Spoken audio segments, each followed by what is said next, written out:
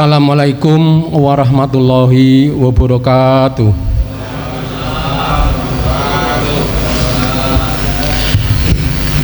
Bismillahirrahmanirrahim. Alhamdulillahirabbil alamin. Assalatu wassalamu ala sayyidina Muhammadin wa ala alihi washabihi ajmain. La haula wala quwata illa billah alil azim. Amma ba'd. Yang kami hormati, kami banggakan bapak-bapak, ibu-ibu, adik-adik yang kami banggakan dan yang dimuliakan Allah, yang kebetulan pada malam hari ini ikut sembahyang berjamaah dan tarawih berjamaah. Mudah-mudahan kita semua dirahmati oleh Allah Subhanahu wa taala. Bapak Ibu sekalian yang kami hormati, pada malam hari ini kami ditunjuk untuk memberikan kultum pada sholat pada malam ini, yaitu bulan puasa yang hari ke-6. Mudah-mudahan selanjutnya kita bisa melaksanakan ibadah lainnya dengan baik dan lancar. Bapak Ibu sekalian yang kami hormati, pada malam hari ini kultum akan kita berikan tema yang terkait dengan sedikit pengetahuan tentang taubat nasuhah.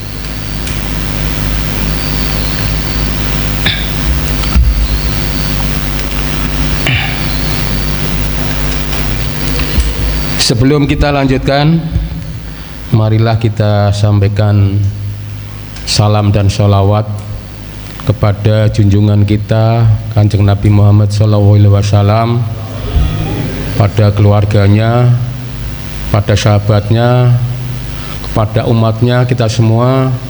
Semoga nanti kita mendapatkan syafaat di Yaumul Qiyamah yang ditunggu beliau di Telaga Kautsar, ya. Bapak Ibu sekalian yang kami hormati, taubat nasuhah berasal dari kata toba, ya tubu, taubatan artinya kembali ke jalan yang benar. Jadi kita diminta untuk kembali ke jalan yang benar setelah melakukan dosa. Di sini kita manusia jangan sok-sokan, ya. Wah, kita sudah sembahyang siang malam, ya, 5 waktu, sembahyang sunnah dan sebagainya, sudah sedekah, sudah zakat dan sebagainya, saya tidak punya dosa, ya. Kadang ada orang yang takabur seperti itu. Tetapi manusia itu tidak lepas dari perbuatan dosa, meskipun sudah berusaha untuk menghindar dan menjauhi. Tetapi apakah orang yang telah berdosa atau berlumuran dosa harus putus asa? Ya. Tidak, jawabannya, ya. Orang yang merasa melakukan dosa apakah terus harus berputus asa, ya? Jawabannya tidak.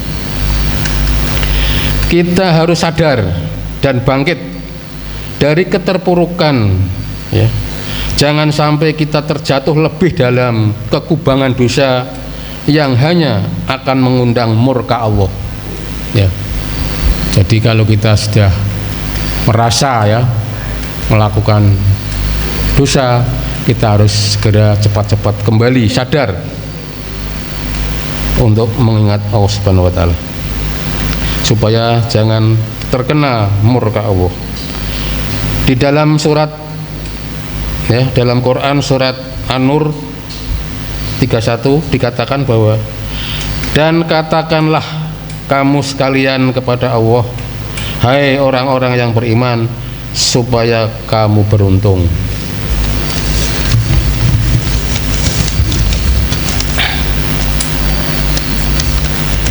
Kemudian pada ayat lain, Quran surat Al-Tahrim 66:28 disebutkan, hai orang-orang yang beriman, bertobatlah kepada Allah dengan taubatan nasuhah, ya. Jadi tobat itu ada tingkatannya, tobat biasa dan tobat nasuhah. Sekarang pengertiannya apa tobat nasuhah itu? Kan gitu. Tobat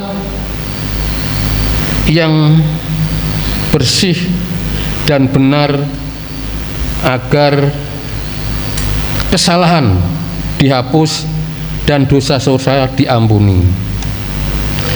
Manusia tidak mungkin terbebas dari dosa karena sudah fitrah, ya, bahwa manusia terdiri dari elemen pembentukannya dari unsur tanah, yaitu bumi. Jadi unsur manusia yang terwadak, ya, badan wadaknya itu dari bumi, dan unsur roh dari manusia dari roh, yaitu dari unsur langit. Salah satu nanti gitu narik ke bawah atau asfala safilin, sementara yang lain mengajak ke atas, alal muqadirin. Yang satu menenggelamkan manusia pada perangai yang seperti binatang, ya. Kemudian sementara yang lain menyatakan manusia itu ke arah atas, itu mendekati sejajar dengan malaikat atau yang lebih tinggi lagi, atau yang tinggi lagi, ya. Kemudian apa itu tobat? Karena manusia adalah malu kepada Allah, dengan kesadaran melakukan tobat yang penuh dengan tulus untuk mensucikan diri, bukan terpaksa. Oleh dengan tobat diharapkan oleh Allah akan menghapus kesalahannya dan mensucikan diri dari noda dan dosa. Kemudian yang lebih penting lagi adalah bagaimana cara bertobat agar diterima. Nah ini, ya, kemarin oleh Ustadz lagi dikatakan bahwa kalau mau ke surga itu ada kuncinya. Ini sih salah satu kuncinya adalah bagaimana tobat itu, ya. Hanya Tuhan yang bisa memberikan ampunan. Jadi dalam surat Al-Imran ayat 135, dan orang-orang yang apabila mengerjakan dengan sengaja tidak sadar suatu perbuatan keji, dosa besar, membunuh, berzina, korupsi, ya. Korupsi itu macam-macam, ya. Ngapusi iso, ya, mboros-mboros duit negara iso, ya. Ngutil, ya, iso, ya. Ini korupsi. Mencuri, menganiaya diri sendiri. Menganiaya diri sendiri itu, ya, bunuh diri, ya.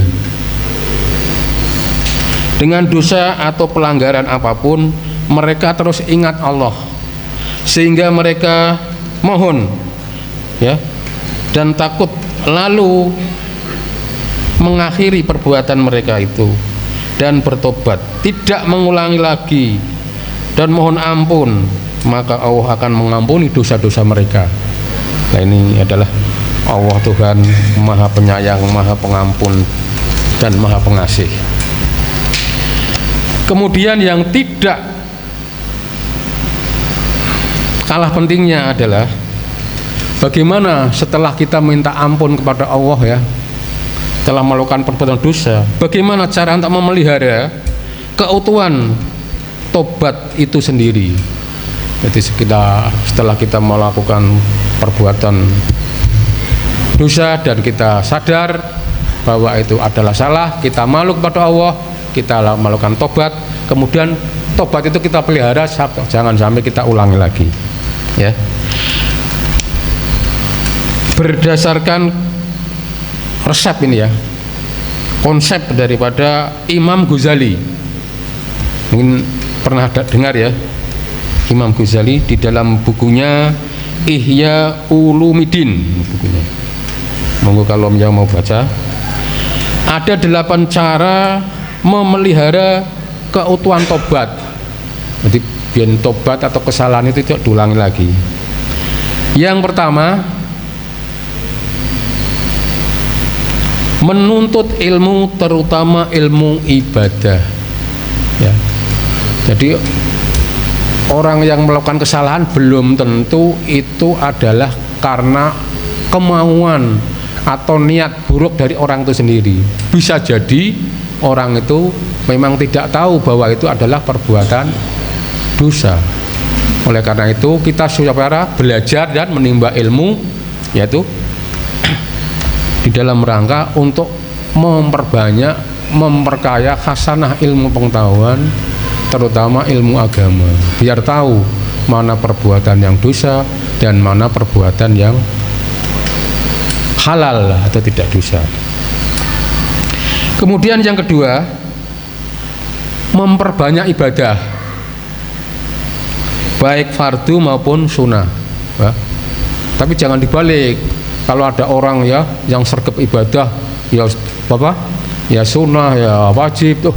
Wah itu nebus dosa gue ya, pamane ya. Itu jangan seperti itu. Jadi kemudian yang ketiga,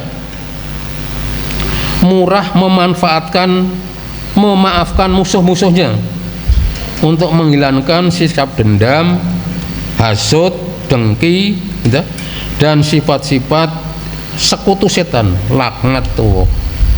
Nah, jadi kita mengharap ya juga ya, tidak hanya yang muda-muda, yang masih banyak umur, kita yang sudah tua dimohon untuk banyak bijaksana. Mono salah sidik, salah opo, banyak memberikan peluang untuk memaafkan kepada yang bersalah ya, atau yang dianggap bersalah kepada kita ya. Yang bersalah, kita belum tentu bersalah, kadang-kadang dianggap bersalah.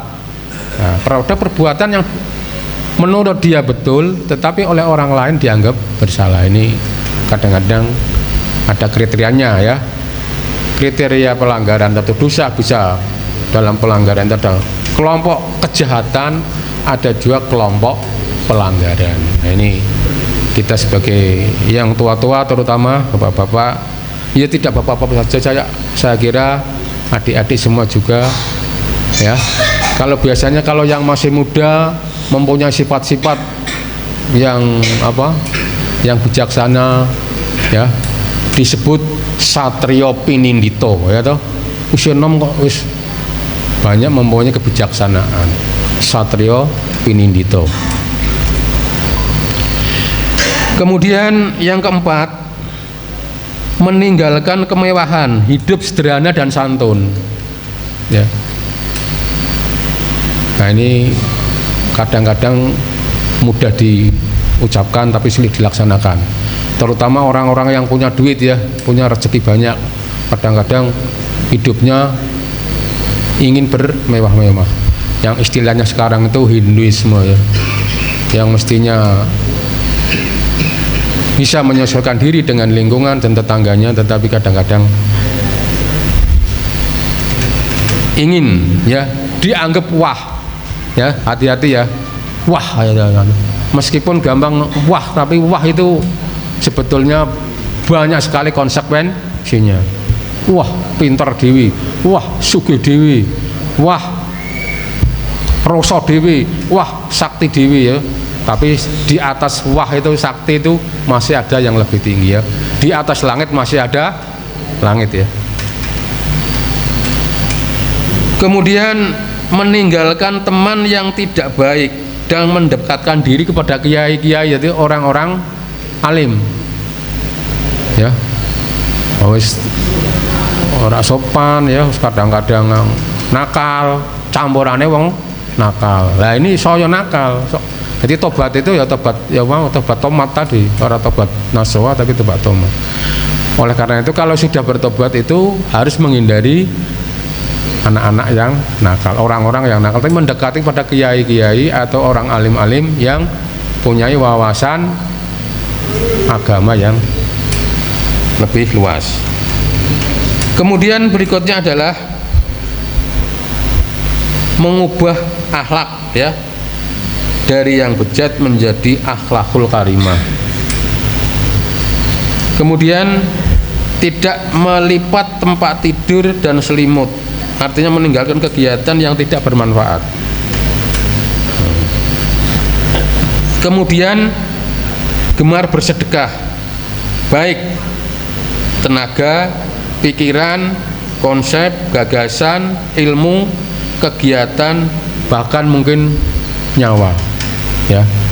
Jadi orang yang sudah di tingkat pasrah pada Allah Subhanahu wa taala itu harus gemar bersedekah, ya.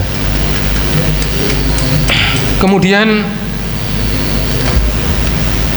yang ingin kami sampaikan di sini adalah satu hal, ada kadang-kadang dosa yang jamaah itu, ya. Ada dosa yang sifatnya pride jamaah. Seperti akhir-akhir ini sekedar sekedar pengetahuan yang untuk diketahui dan kalau bisa dilaksanakan. Akhir-akhir ini adalah musim bencana. Musim bencana. Di Aceh banjirnya itu tidak air malah lumpur, ya. Berapa ribu orang kelelep lumpur, ya.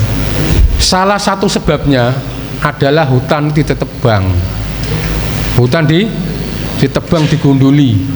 Itu tidak satu orang, ya, tapi kadang-kadang itu malah institusi.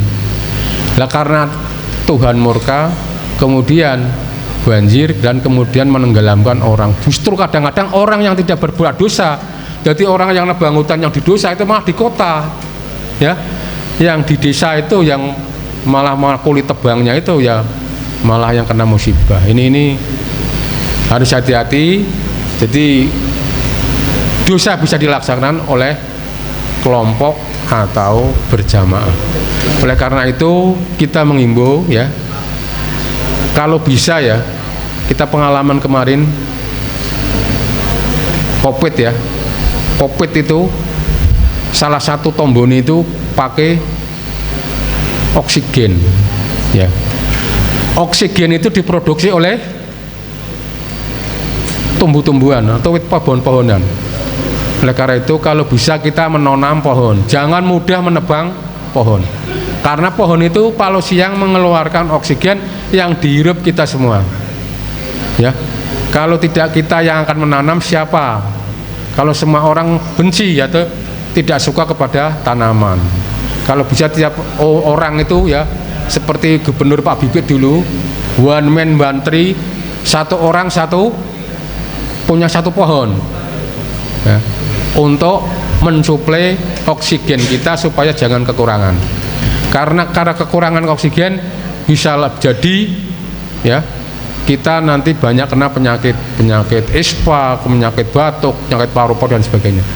Ini harapan kami, jadi supaya kita jangan menanam atau membuat dosa yang berjamaah. Kemudian barang siapa yang menjalankan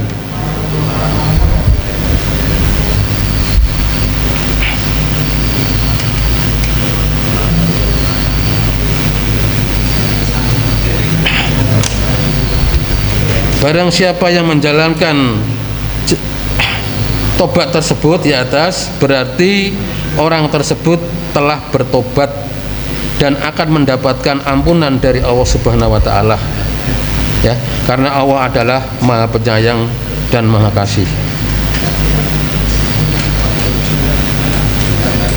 Ini